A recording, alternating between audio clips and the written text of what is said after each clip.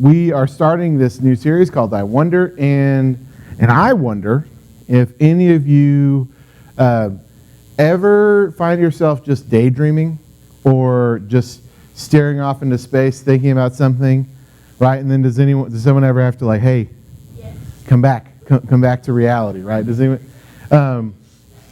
I do that from time to time. When I was a kid, I think we all did that probably at some point in our lives, or maybe we still do it today.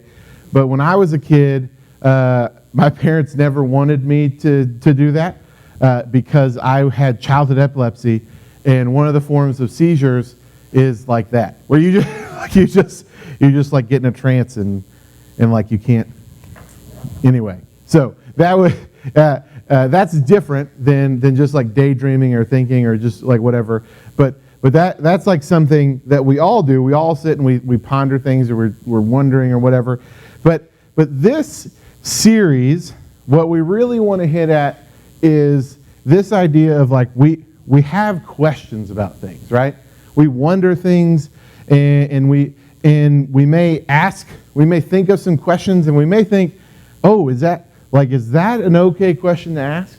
Or is that what is, like, I wonder about this. And really, what we're looking at, the idea that we have faith, and then we have, like, maybe this is how you think, or this is how people think, but you have faith, right?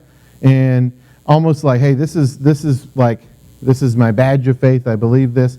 We think about God, we think about believing in the scriptures, and we have faith in God, and then we have things like science, right?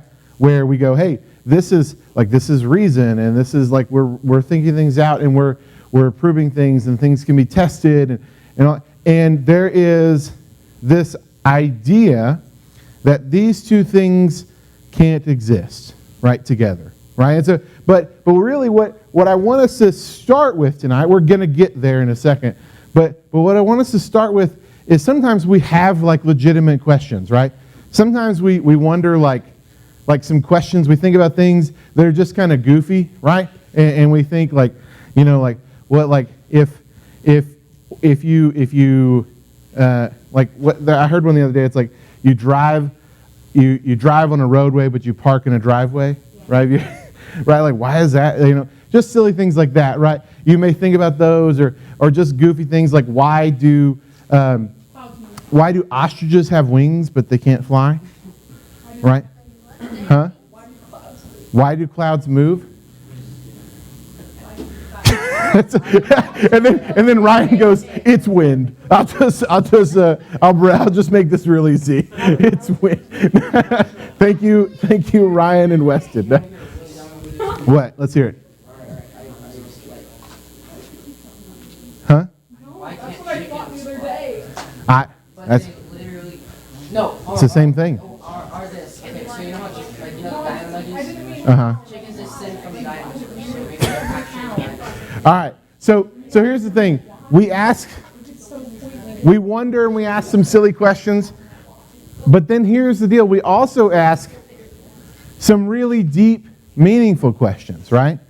We may ask, you may have ever asked yourself this. This is going to get real deep. Like, you may go, why am I here? Right?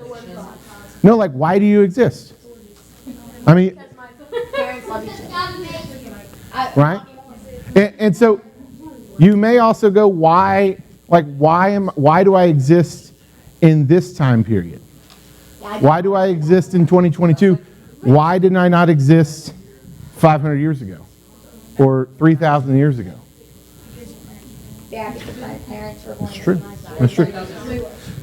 These are more philosophical questions than they are hard, concrete questions, right? Then here's one, right? Have you ever wondered, is God real? Right? Is that something you go, okay, I know we're at church and we're Christians and but sometimes you might go, is this whole God thing even real? Right? And these are questions that we wonder. And I just want to tell you that to wonder those things, to ask those things is not bad, because we wonder about some of life's biggest questions, that we really do. And in fact, I don't think that it's a mistake that we wonder about these things or we think about these things, because we are, we are designed to have intelligence. Like, we're designed to think critically about things.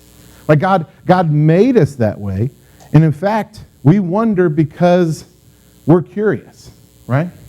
We're curious about the world that we live in. We're curious about the existence that we are taking part in.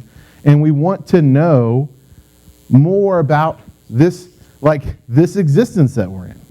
And we want to discover more and more. And I know that, maybe when you sit in a science class that may not be your thing, and you're like, and maybe it is your favorite thing to learn something new. But I feel like generally, deep down, we as people are curious as to how do things work or why they work. Right? We are. We want to know. I mean, that's why you have little kids who, and maybe you're still this way, you take things apart because you want to know, what makes this thing function? Right? What? You take a pin apart. You're like, why does this pin click? What makes it work? And there's so much that goes into the technology that we have today. Just the phones that we all carry around. There's so much computing power on those. You've heard this. This is old now. But the first rocket that landed on the moon, you have way more computing power in your phones than they ever did. I don't realize. So much. That was true 10 years ago. And today, you could probably, launch a space station from your phone. So here's the deal. We're curious. We want to know how things work. We want to know how things are made. We want to know why things work the way they do. And so it's not a problem. It's not even discouraged or an issue that you would want to wonder the big questions of life. But here's the thing. There's this idea that exists that the things of faith, right? The things that we see, that we believe, what we believe about God, and the things that we learn from science, the things that we're looking to figure out and discover, that those two things, faith and science, can't coexist.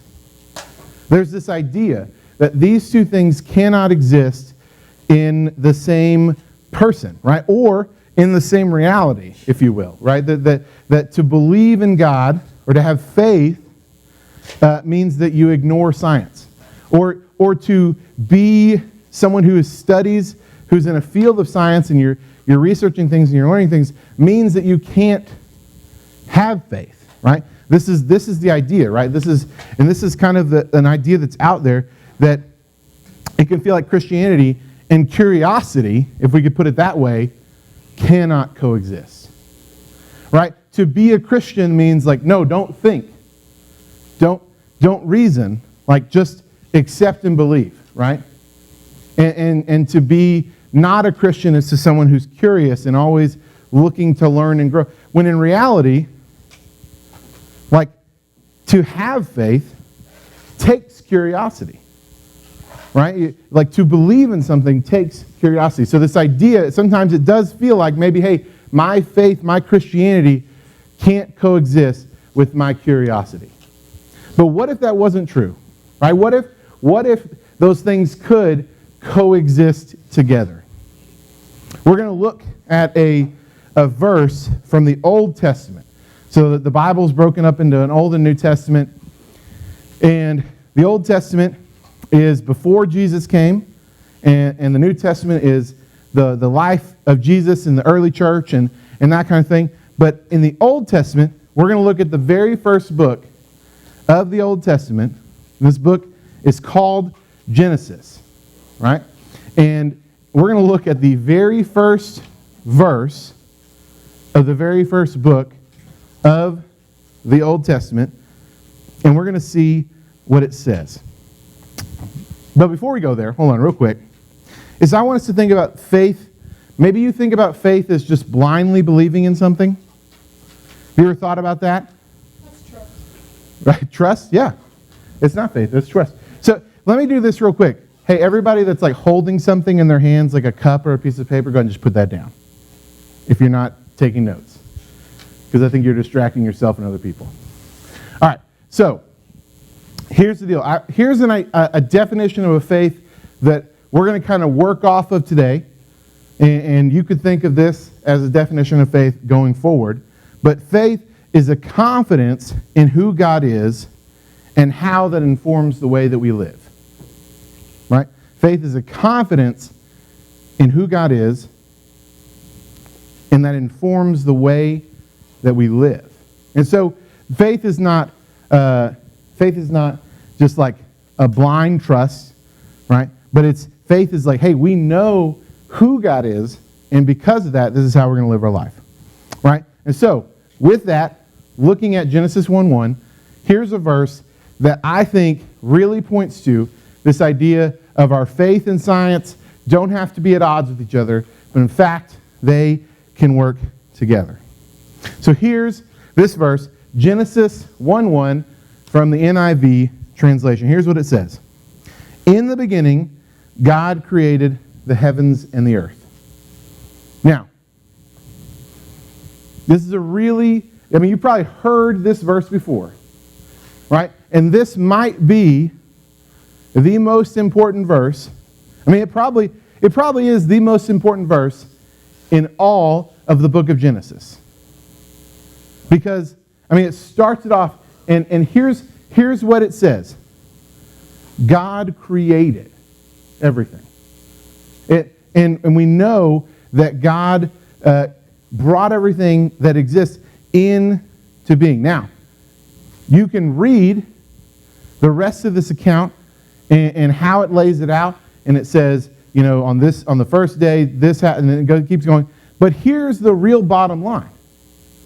Genesis, the point that it's making is that God is the creator. Right? And that God created all things. And this is huge because this gives us a foundation of understanding something about the world and the universe that we live in. God created it. Now, you can go and you can say, hey, is this a literal 6 days of creation, or is it metaphorical? Is it poetic? You could debate that all day. But what you can't debate from this is very clear, is that God is the creator. And that God created everything.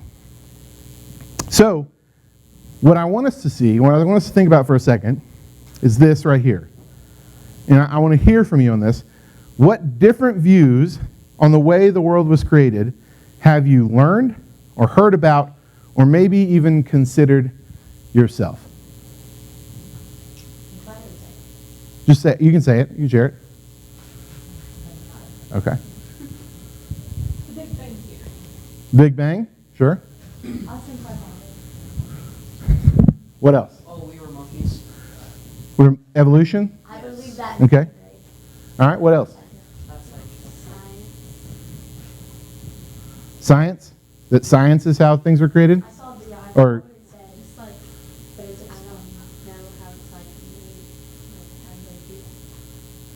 what about that one? It's like What do you mean? Hold on. Just explain it a little better. Like, how did they find out about, like, atoms and stuff? Like, how did they know how to make a microscope?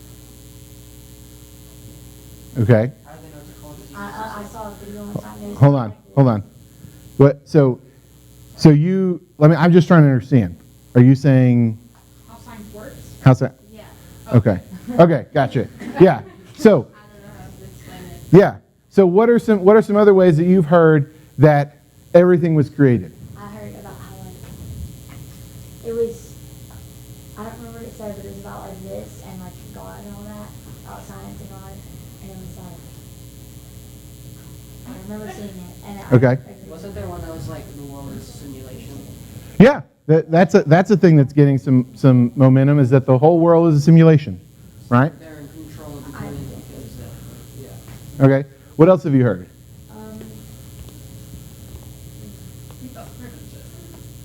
Is that it? That's all you've heard? Huh? Do I have any more? The simulation one, that's pretty new. Okay. It's fine. It's all right. Let's see.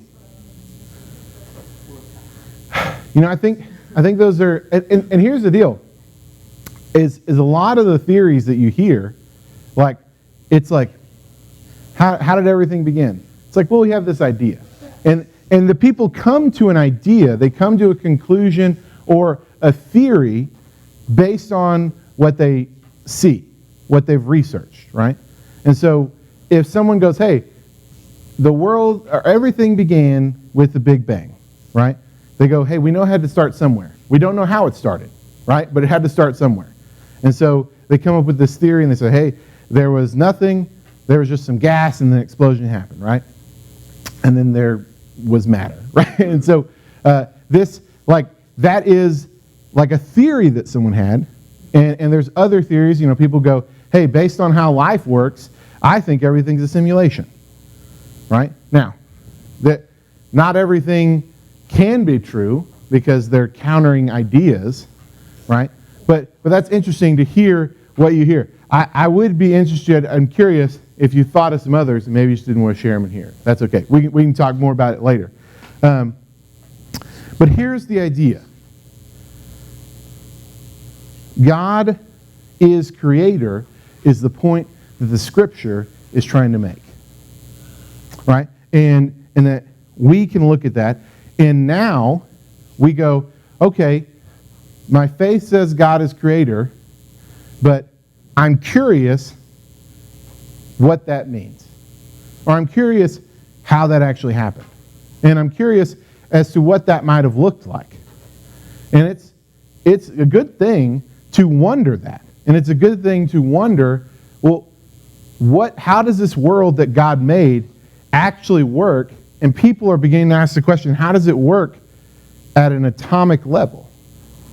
Right? And people are going, like, we're learning new things about, like, physics all the time that kind of, like, stuff that we thought was hard fact 100 years ago, we're going, oh, maybe not now. Like, maybe, like, what we thought was true isn't true anymore.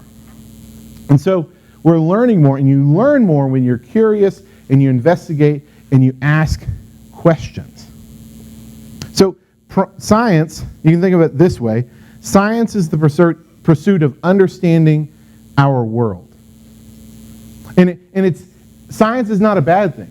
There are some Christians who would say, hey, like, science is out to get, it's out to get God, it's out to get Christians, it's out to prove that God isn't real. And there are scientists and there are people who really, like, they want to disprove that God exists through science. Or they want to think, but there's a lot of science that's just, hey, we want to understand our world more, right? And we want to understand how this works. And to be curious and ask and look into those things is not counter to our faith, right? It's not counter. In fact, this is a well-known passage that you've probably heard before, but maybe you haven't thought about it this way. Matthew 22, verse 37 says this, love the Lord your God with all your heart and with all your soul and with all your mind. That Jesus is actually quoting from the Old Testament, and he's saying this is the greatest commandment, is to love God. And how do you do that? With all your heart, soul, and mind. Right? And Jesus he's like, listen, it's not just about the heart, right? It's not just about the feels that you get. It's not just about the emotion of things. But it's also about, hey, like, let's ask questions and let's be curious and let's investigate and let's learn things about the world that we live in. And we can actually love God more and we can love God well when we use our mind and not just our heart and our soul.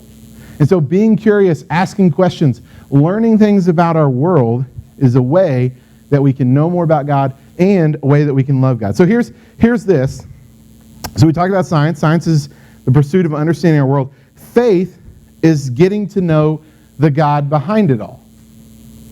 Science helps us understand our world.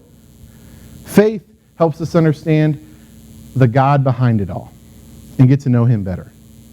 So when we put these two things together, when we think about faith and science, that these don't have to be two things that exist separately from one another. To be a Christian doesn't mean you have to be closed-minded or to not think critically about things.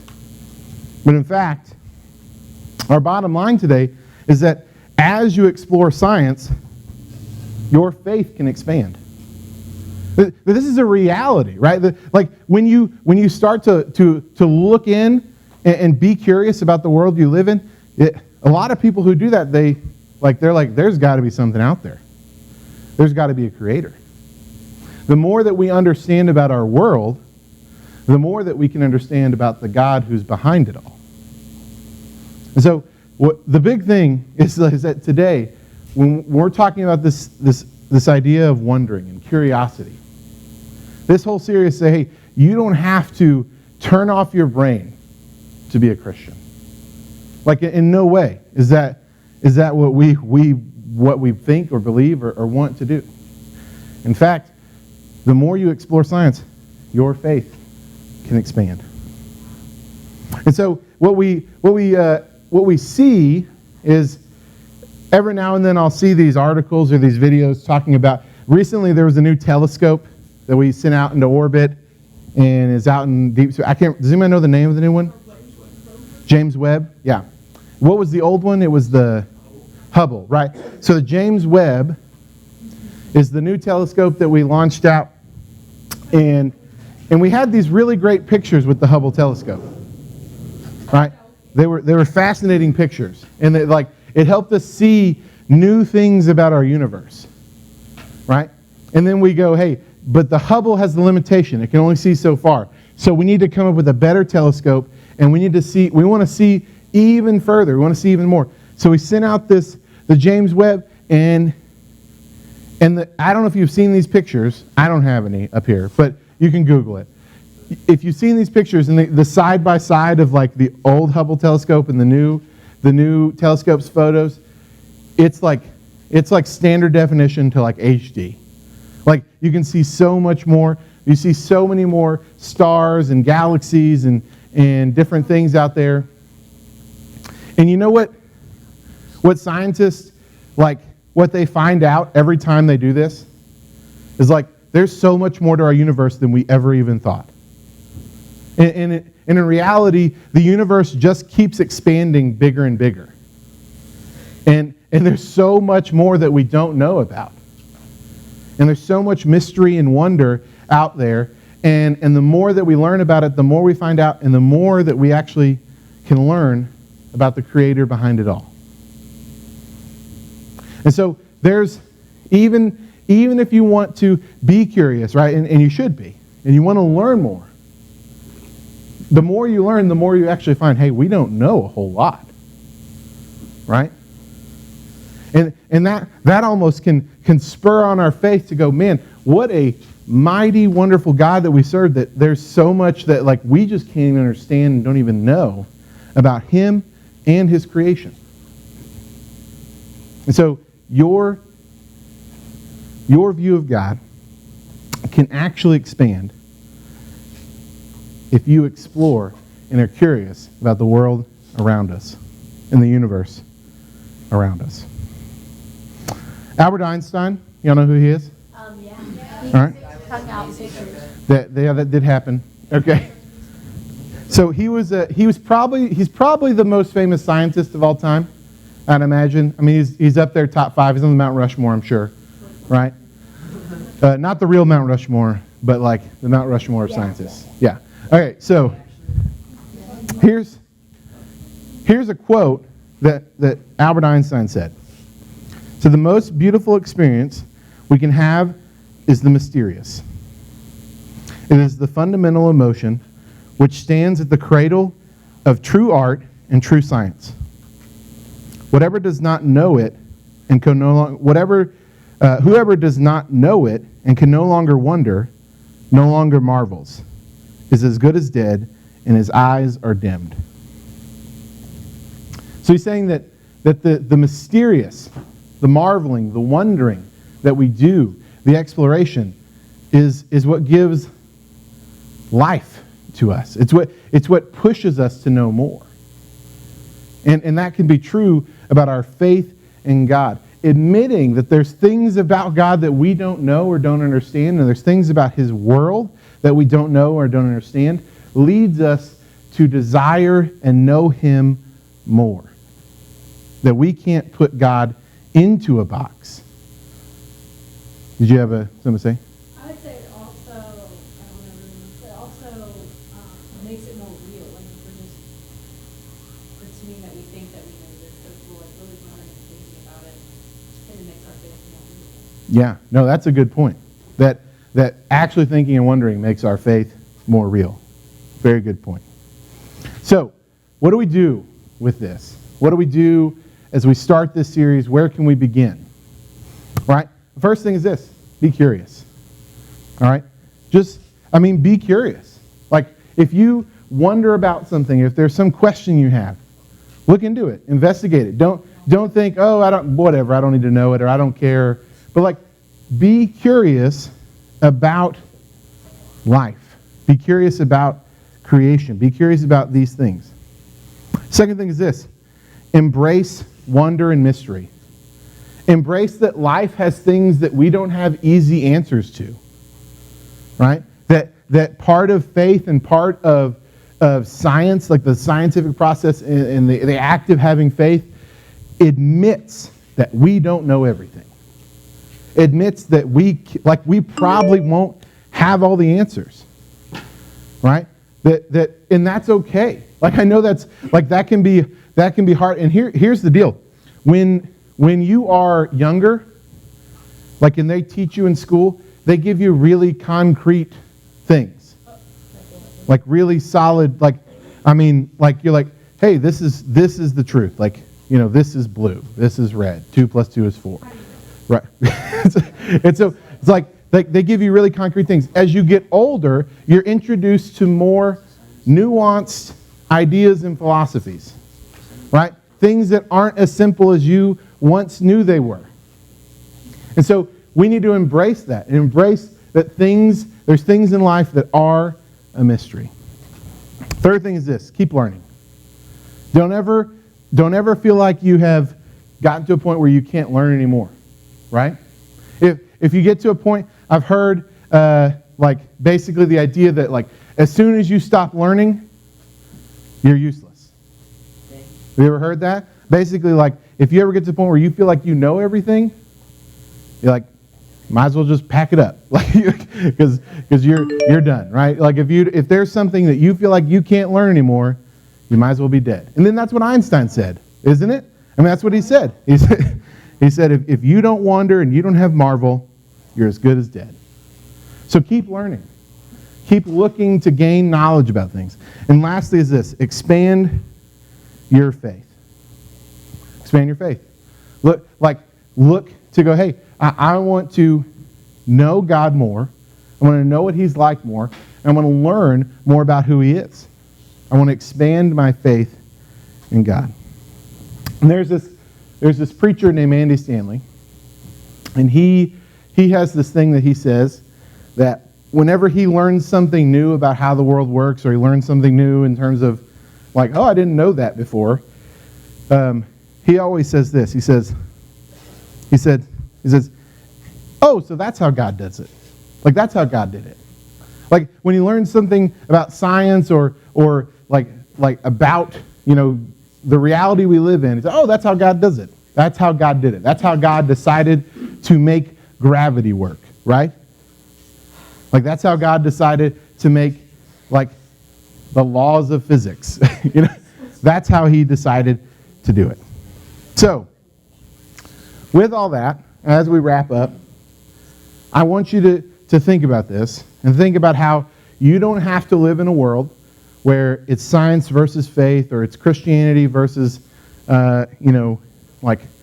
curiosity or anything like that. But really, your faith can be strengthened by your curiosity to learn more about the world that is around us. And that science does not have to be the enemy of faith, but it can actually show us the reality in which we live in. And here's the thing about science, it's not a stagnant thing. We're always learning more. And what we thought was true before, we learn, oh, we just didn't know as much as we do now. And so, with all that, here's a question that I want you to think about as we get ready for small groups on Sunday. How can science and faith begin to work together in your own life? Think about that this week as we get out of here in a few minutes, and you've got, Thursday, Friday, Saturday, and then we come back on Sunday, and we start to think about that in small groups. But how can science and faith begin to work together in your own life? Let's pray. Lord, thank you that you give us minds that can think and learn and discover. And we can learn more about you when we wonder about who you are. And that you're looking to reveal yourself to us, that you want to be known by us, and that you can do, part of that is through the world that we live in. Lord, I pray that we would never be people who want to stop learning and growing and thinking and wondering and asking questions. And I pray that through that, our faith will be strengthened. We ask this in your name. Amen.